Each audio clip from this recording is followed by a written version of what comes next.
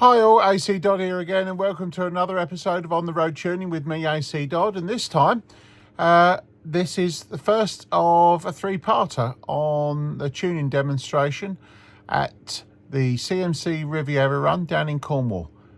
Let's get stuck in. What we'll do is start to walk through it and see what's coming up. But if you listen to that, what does it sound like? Bumpy, right, I'll keep going. Any more? What's it sound like? Yeah, come on. You know where this is going. Yeah, can't hear it, yeah. So, any other information? What's it sound like?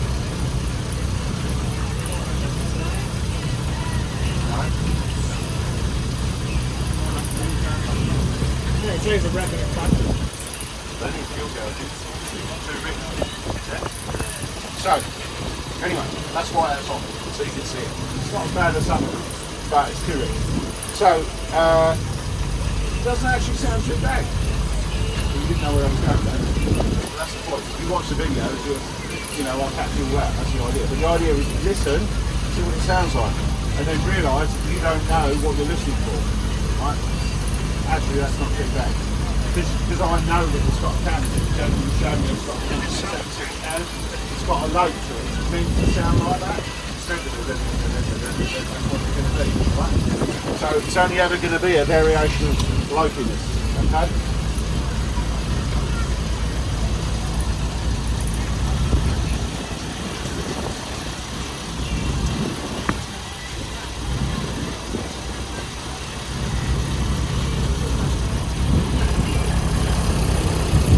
That's not over, right?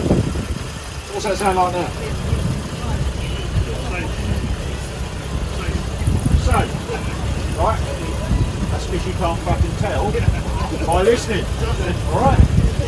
So I'll turn the mixer down to where it's not hurting itself, and it sounds the same. So stop trying to tune them by ear, because you can't. Alright? Now that was only a little bit out. That was 0.7. Be really bad, and you probably would hear a difference. But you're not going to hear a difference on that small change, but that was still too rich. So this is a H plate, right? That could have been impounded by environmentalists. Right? So you have to remember when you're tuning an engine, that's now idling around fuel injection area, right? And that's because it's able to do that. The SU carb's very good when it works, right? And this engine is showing that it will actually run quite lean, all right? So as I say, don't use your ears for what you think you can do. You can't. Use your ears for listening for the the rhythmic sounds and all the rest of it, not for the mixture load sound. That's what a machine you need to tune for, right? So just if you've got a classic car, doesn't matter what it is, what carburetor's fitted, get yourself a wideband gauge and fit it in the vehicle, right? That's how you tell what's going on. Anything else, guessing. Does that make sense? Having said that, wideband gauges are not completely 100% reliable, right? If you've got an engine that burns oil, they'll get soaked up and then they'll not read right. Okay?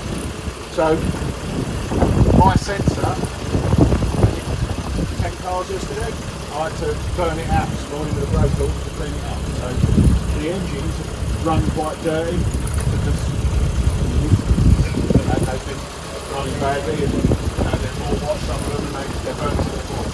So you need to make sure that when you have a wideband installed in the car, this is a service line.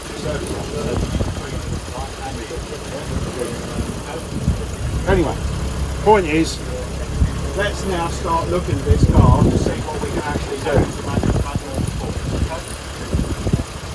Okay? So first thing I'm looking at is, this was a 998 vehicle, wasn't it? Yeah. So this has got a ballast feed, right, to the coil. But I'm looking at the part number, and the part number is not a ballast coil.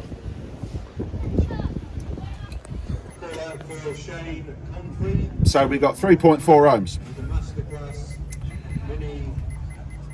So that should be.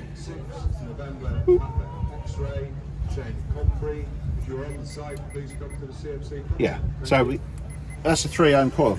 So this car is fitted with an ignition system from 1960. Okay?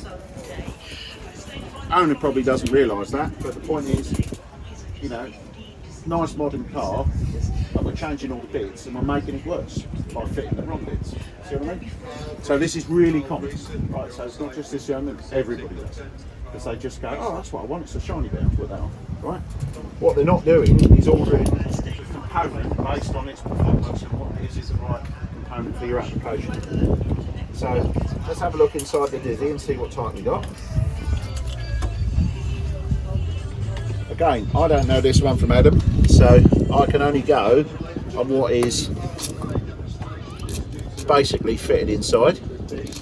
Now, this is a unit. Is this a mini spares one? I don't know. When we had it, they just put it on there. Who? Just the company. Yeah. Okay. Right. Okay. So we don't know what it is, but I can already tell from the markings on the distributor on the module that it's a low power module. Right. So this isn't the high power ones that I sell and a few other people sell. So this is a variable dwell unit. Now, if this is a variable dwell unit, anyone know what variable dwell means? Stunned silence. Okay. So, do anyone know what dwell is? All stunned silence. To do with the points. Yeah. It's basically, dwell is the time expressed in degrees that the points are closed, right, on a conventional ignition system. And closed means when there's current flowing through the circuit to charge the coil, right? So on a conventional point system, it's a fixed dwell, or basically fixed, right? So you have about 50 degrees, 60 degrees of dwell, and that's what you get at every RPM. On this system and on the later system, you get a variable dwell system. So what that basically means is,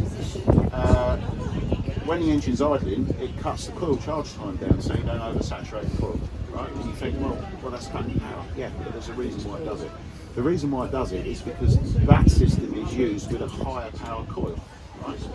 So if you put a low ohm coil on to boost the output, when you're idling, you've got way too much spark energy going because there's too much charge time. So you bring the dwell angle back to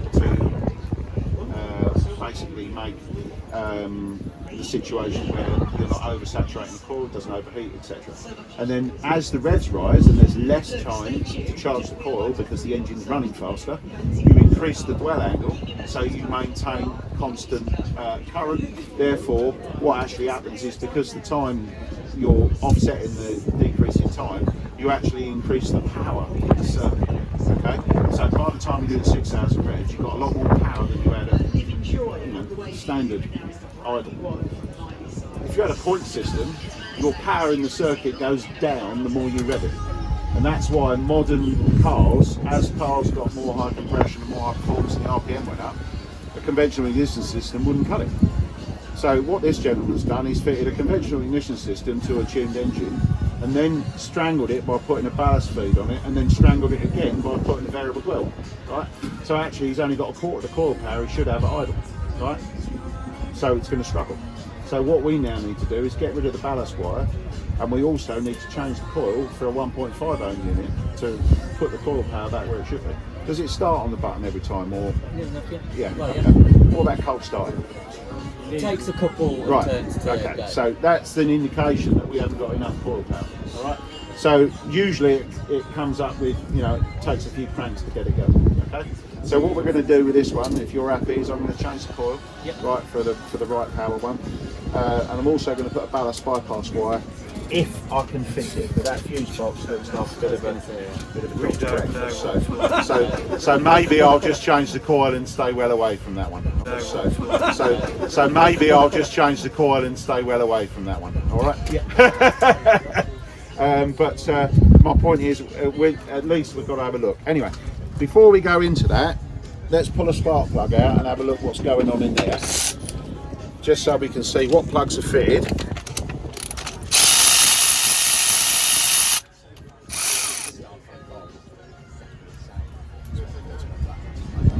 So you've got resistor plugs as well. So, okay.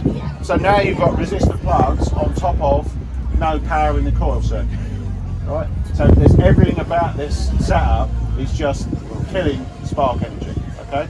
So what we're now going to do is we're going to go through and change all that. The other thing is we've got a spark plug gap that we can ride through. Right? So you're trying to get an engine with no coil energy to jump a massive spark plug gap with resistor in the plug. Right? Everything is against this engine actually performing at all. Okay? So this is a good example. I mean, yeah, you know what is good is we've got some decent leads on, but everything else is not good. All right. So what we're going to do is try and fix that, and then get this engine back where it should be. All right. I like the sound of 25. You're all right. Yeah, 25. Yeah. That's good. So, who watched the pre-show video that I did? Yeah? So how many people watched the video and got their spark plugs yesterday? One person had the right spark plug out of 10 cars. Right? One person. People are still not gapping their spark plugs, right? And not only that, the people that do admit gapping their spark plugs can't even use a set of feelers properly because they can't even get the gap right, or they're all different, right? So, you know, all I'm trying to say is maintenance on your cars is easy, right? You just got to do it, right? Darren did a good video on that. Absolutely. Yeah. There's a man who watches my channel, right? Watches Darren. Why do you think Darren did that video? Because people can't get out their spark plugs, right? And it's a problem, and performance is an issue.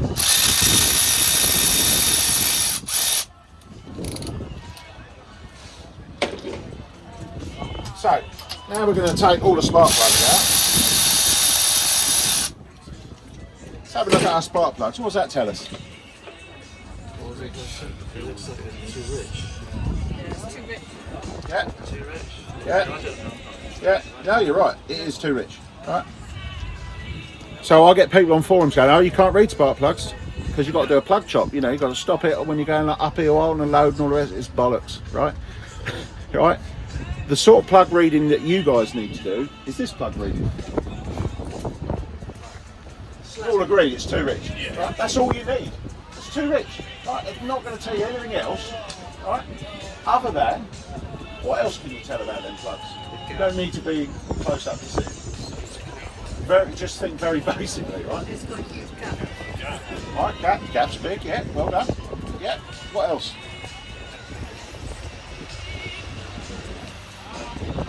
Are they all the same length?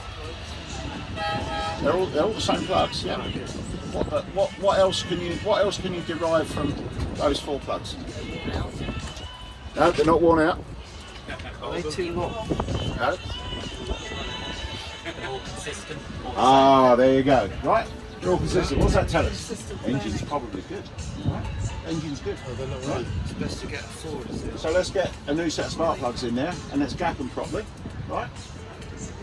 Now we've got a higher power coil and we'll see what happens. I don't know what's going to happen. Hopefully. Right? And this is what, you know, it's stuff with cars, is what people have lost. You know, they've lost the ability to look at their manual, read the specification and apply it to the car. You'll think you can clear with set. It'll tell you the coil, it'll tell you the ohmage of the coil.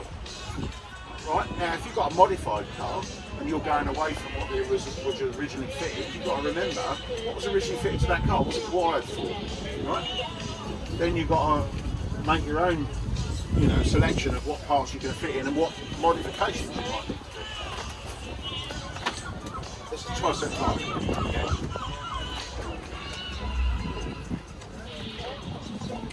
So what plugs am I going to fit in here then?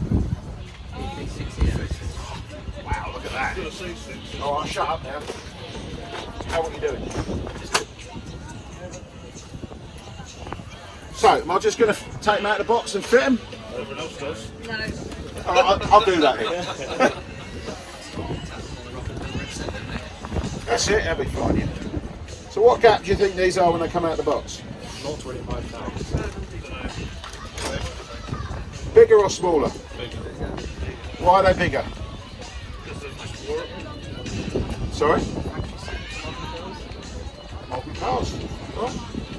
35 there. There you go.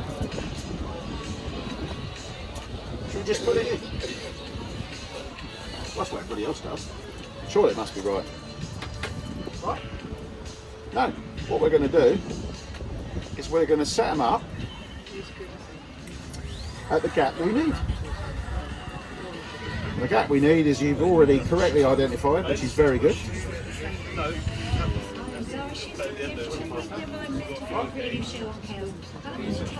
Now do you know when you got the right plug gap? Stays on the feeder. Right.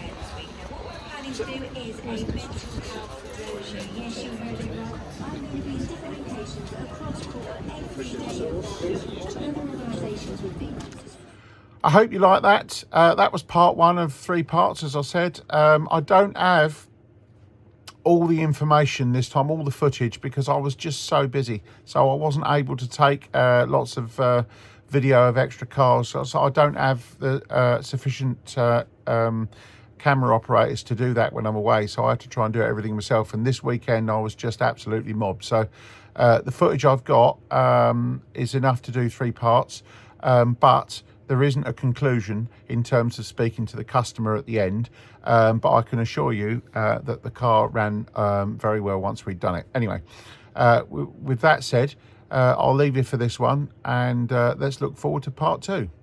Thank you very much.